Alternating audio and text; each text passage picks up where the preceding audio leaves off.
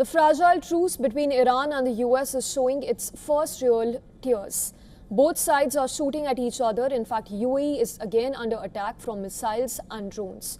The hostilities resumed after President Donald Trump announced Project Freedom, a plan for American forces to guide vessels from neutral countries through the strait. It was on Monday morning that US forces began implementing the project, and that's when the shooting began.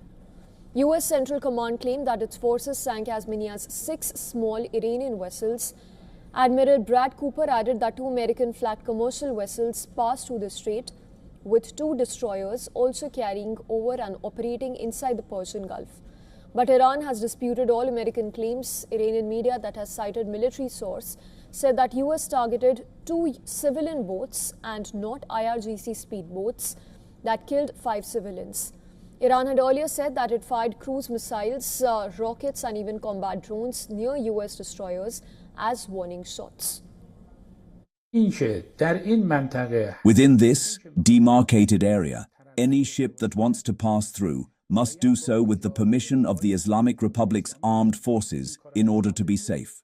Any vessel belonging to a hostile enemy that tries to pass through will be dealt with decisively. President Donald Trump said that there is no significant damage due to recent Iranian strikes except a South Korean vessel. In an interview to Fox News, Trump reiterated that Iranian forces would be blown off the face of the earth if they targeted US ships in future. At another event, he referred to the conflict with Iran Monday as mini-war and said that it is working out very nicely. Our country's booming now, despite the fact that we're in I call it a mini-war, because that's all they are. They don't have a Navy anymore. Think of it. They had 159 ships. How many do they have left, Kelly? Out of 159, take a guess. She's very smart. 0.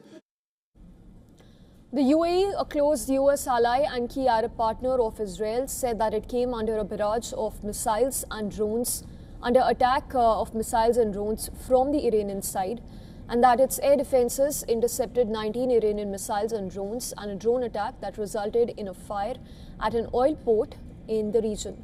The UAE has also ordered all schools to switch to remote learning for the rest of the week. However, shortly after these reports surfaced, a senior Iranian official suggested that it may have been a false flag attack. Ibrahim Azizi, head of National Security Commission of the Iranian Parliament, even shared a post on X and called it a false flag.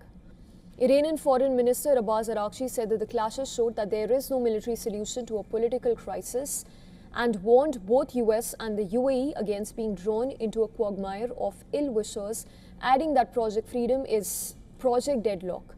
Both sides yet to say that if the ceasefire is over. However, global markets have already sank, pointing to a different reality. It is over for all intents purposes. It is over. The UAE has been targeted so much and throughout. It is, the U.S. naval escort is hugging the line, the coastline of the UAE and avoiding the Islamic Republic. That may have been one reason why they rocketed the UAE. And getting us more details on US-Iran tensions is our correspondent Susan Tehrani, who sent us this report from New York.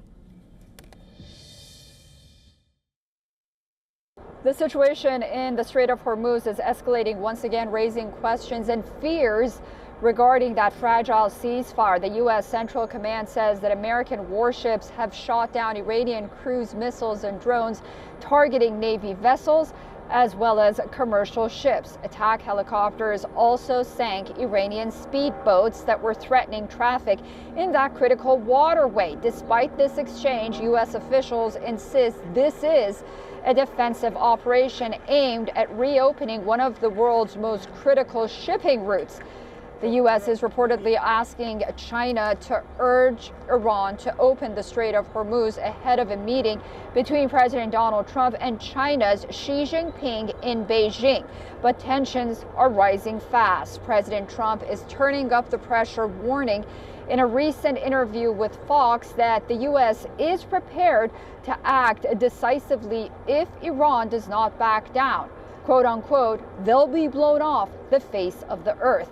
The Pentagon is expected to have a press briefing on Tuesday morning. Susan Tehrani reporting from New York for WION World is One.